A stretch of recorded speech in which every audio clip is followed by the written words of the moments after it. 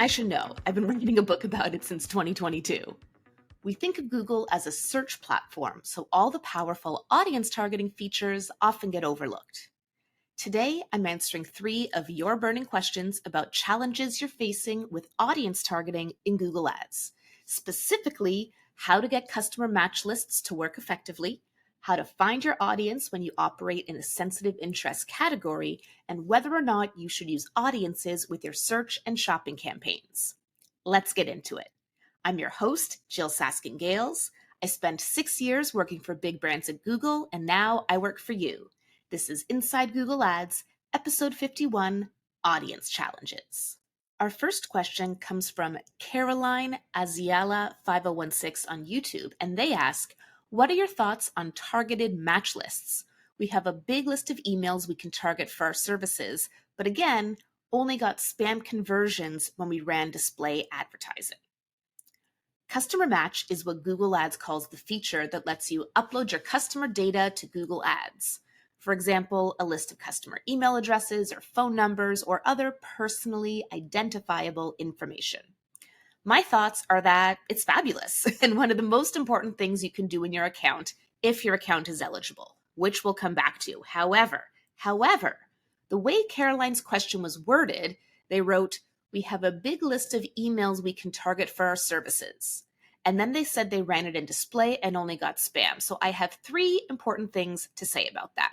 First, the way it's worded, it sounds like these may have been cold emails, like purchased emails, not users who opted in to have their information shared with this company. You cannot upload that to Google Ads. It's against Google Ads policy. To use Customer Match, users have to have opted into that, given consent. Consent is key. Second, running in display, optimized targeting is on by default, which gives Google permission to show your ads, well, technically to people who are most likely to convert, but practically to whoever Google likes. It's like running Performance Max. It turns your customer match list into a signal and then shows ads to whoever, rather than using it to only target people on your list. And third, display is garbage. In episode 35 of this podcast, I explained why I hate display campaigns. So for this tactic to work, I recommend using a demand gen campaign instead rather than display, as the rate of signed-in Google users is much higher, the placements are much better, just the traffic quality from demand gen tends to be better. And I talked all about that in episode 32 of this podcast, which is all about demand gen.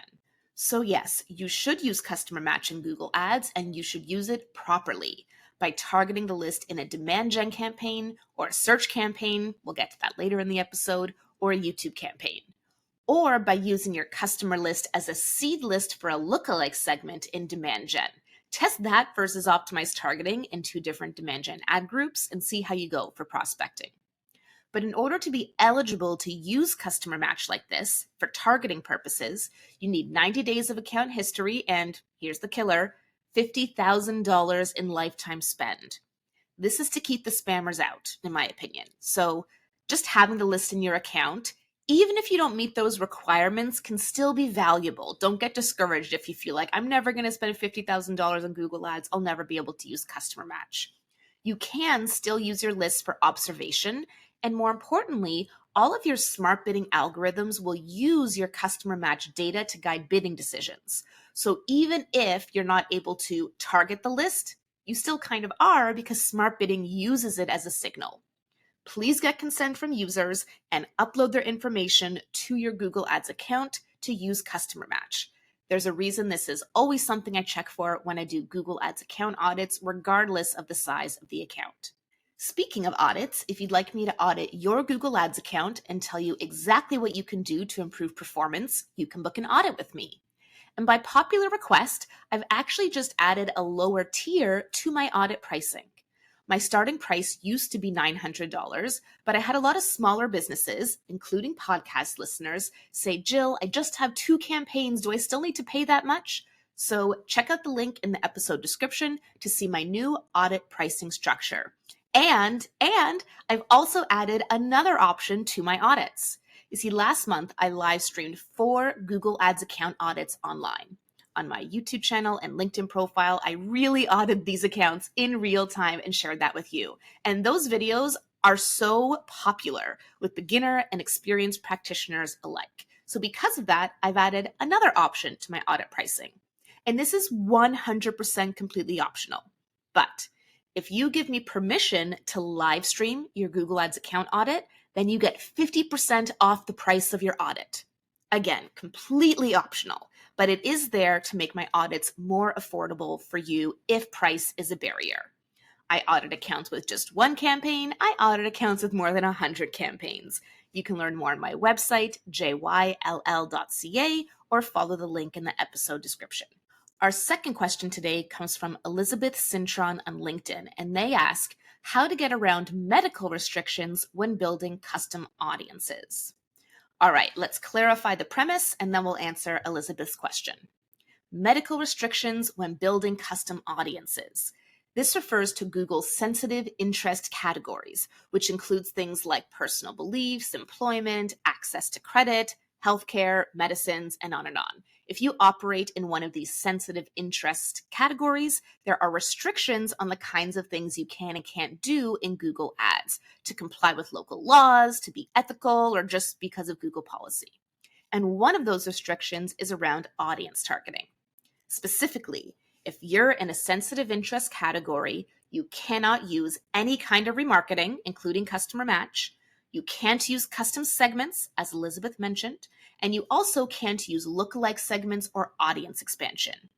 Now, interestingly, and I confirmed this with Ginny Marvin, the Google Ads product liaison herself, as part of finalizing my upcoming book, you can use optimized targeting in a sensitive interest category, and you can use audience signals. And of course, you can still use Google's audiences like life events, affinity, etc. And you can do some demographics and detailed demographics. So anyway, how to get around the restrictions? We do need to follow policy, but when you don't have targeting options available that you'd like, that's the time to use what I've coined non-linear targeting. For example, rather than saying, I sell plastic surgery, I need to target people interested in plastic surgery. I would call that linear targeting, straight line to destination, but we can't do that. So instead, we say, my target customer who is interested in plastic surgery, what else might they be interested in? How else might I reach them? That's nonlinear targeting, taking the scenic route around to your destination. So let's continue with plastic surgery. What Google audiences might be relevant here? What we would want to do is create a custom segment based on things they've searched for, websites they've visited, etc. But we can't do that. It's restricted. We need to stick to Google's audiences. So maybe we target people interested in beauty. That's an affinity segment. Maybe we target people in market for anti-aging skincare products. Maybe we target people who are getting married soon. That's a life event. I guess it depends on which of the plastic surgery services you're offering, right?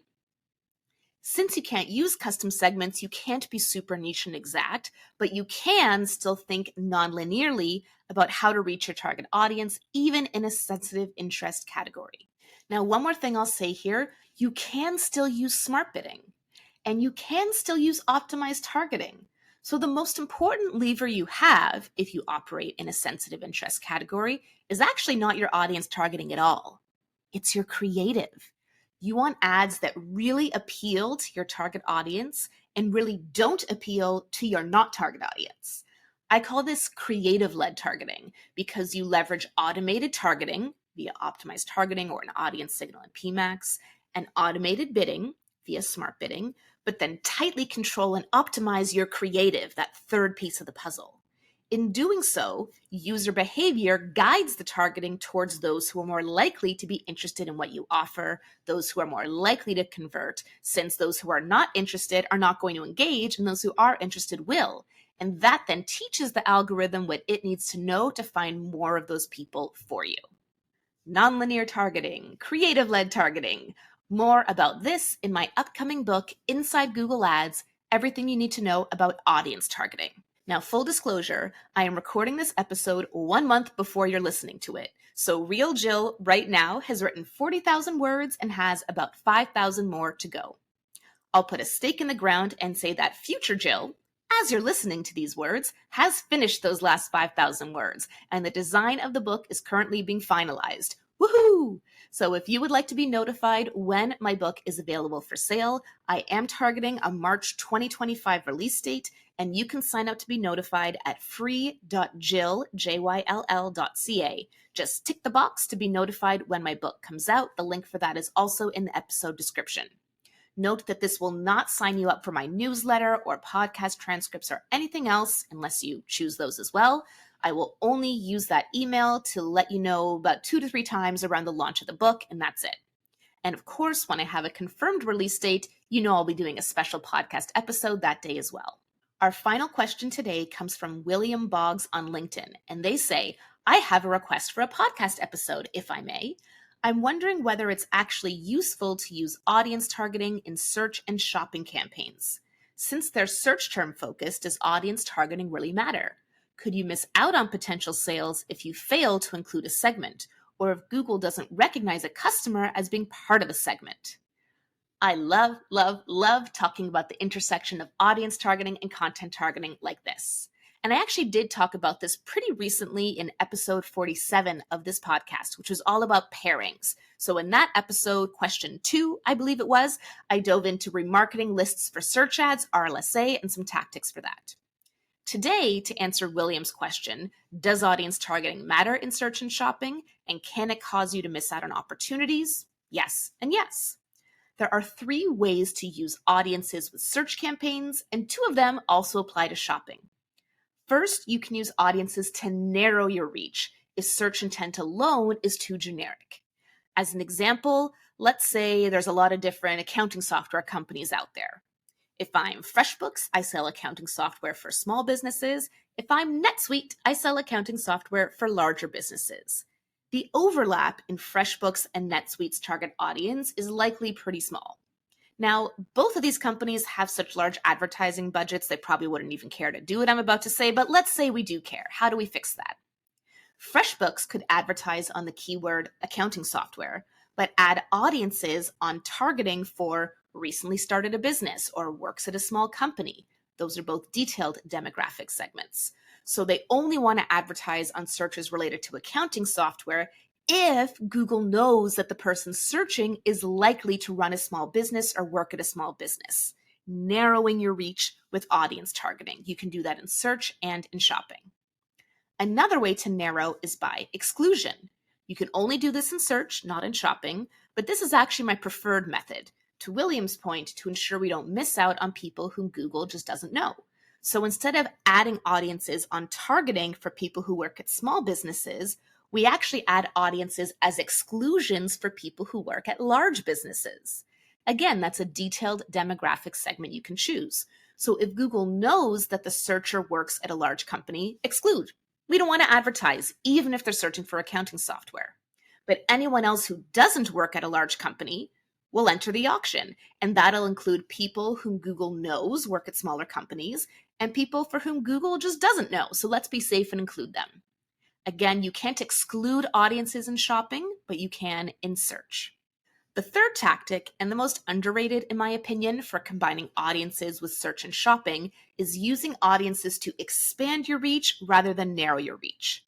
I'll stick with the accounting example. And actually, I should say, FreshBooks is a Canadian company. I did work with them a bit when I worked at Google, but none of this is actual information about their business, okay? I just like using them for this example. Okay, disclaimer over. So let's say FreshBooks wants to advertise to people looking for free stuff, like a free invoice generator. Or maybe they want to advertise to people searching for competitors like Wave or Xero or QuickBooks. Just advertising to everyone searching for these things may not be profitable. It could be really expensive. Maybe they can't sustain that. However, if someone has visited FreshBooks' website before, or maybe if someone was a previous FreshBooks customer, but they canceled within the last year, or maybe it's just someone who perfectly fits their ideal customer segment, maybe then we want to show them an ad. Like, let's say someone's searching for a competitor, maybe we only want to show an ad if they're on our customer list. If they're a current customer, that tells us they're at risk of churning, so we could have one kind of search ad messaging to try to prevent that churn. And then if they're a past customer, we can have an ad messaging to try to win them back, perhaps with a promotion or by highlighting new features. That's why I call this expanding your reach. You're advertising on searches that normally would be beyond your scope, normally would not be profitable because they're too generic. But by using that audience targeting filter, they could become profitable for you if you know the searcher is the exact kind of person you're trying to reach. So there's my framework for you to think about layering audiences on targeting for search and shopping. You can narrow your query reach by inclusion or exclusion, or expand your query reach by inclusion. As you might be able to tell by the length of this episode, it's a longer one than usual. Audience targeting is tricky, but when you get it right, wow, it really is like magic. The closer we can get to turning Google Ads into your money printing machine, the better. And unlocking audience targeting the right way for your account is one of the best ways to build that money printing machine. Today's insider challenge is this. Let's come back to the sensitive interest category, and let's say you just started working at a company that offers financial credit. So remarketing, custom segments, that stuff is off limits. How would you go about building a strategy for a demand gen campaign for a company that sells credit products? The beauty of the Insider Challenge is there's no right or wrong answer, just an opportunity to stretch your brain on real-life Google Ads problem solving. Last episode's challenge was this. You're running a search campaign that's on a maximize conversions bid strategy. It drives 15 to 20 conversions per month at a CPA that ranges between $40 to $60, depending on when you look at it. Do you switch to a target CPA strategy? Why or why not? What would you consider? Here's how I think about this. 15 to 20 conversions a month is lower than the 30 and 30 threshold I like to use for smart bidding, especially target-based smart bidding. $40 to $60 CPA is also fluctuating. Like a $60 CPA is 50% higher than a $40 CPA. So while a $20 difference may not seem like a lot, from a bidding and performance perspective, that's a big difference. How would I decide whether to switch from maximize conversions to target CPA? In my opinion, the most important question is the advertiser happy? Are these good results? For example, if anything below $100 CPA is acceptable, then heck yeah, let's switch. Let's scale this thing up. Whereas if their ideal CPA is actually $20, we are so far off. There's other things we'll need to fix to get that working before even thinking about a bid strategy switch. Second thing I'd look at is budget. We know we need to spend at least our target CPA every day to sustain results. Based on the numbers here, our daily budget is somewhere between $20 to $40 per day. So that's probably lower than our target CPA, which is why we're not hitting at least 30 conversions a month. Looking at search impression share will give me a sense of if we're limited by budget, because remember, we're on a maximize bid strategy, so Google won't necessarily tell you that it's limited by budget. I'll also know if there's more opportunity out there. If we're capturing the full opportunity and search impression share is like 50%, then switching a bid strategy won't necessarily do us much good. But if there's a lot of opportunity out there, let's say our search impression share is less than 10%, then a switch to target CPA with a potential future budget increase could work really well. And then third, honestly, is vibes. Looking at the campaign overall, the kind of search terms we're getting, the number of keywords, how the CTR and CPC and CVR are looking, I would pull a little bit of vibes into this to say, does this feel like a campaign that can scale and grow? Or does this feel like a campaign that's destined to stay in the junior leagues? That's the kind of thing you build up over time with experience in Google Ads. And while I obviously would not completely advise based on vibes, I would do all the other things I said first, I do just want to be honest and acknowledge that vibes would probably play about a 10 to 20% role in my recommendation here. What about you? Would you make the switch to target CPA? What would you consider? I'm Jyll Saskin Gales, and I'll see you next time inside Google Ads.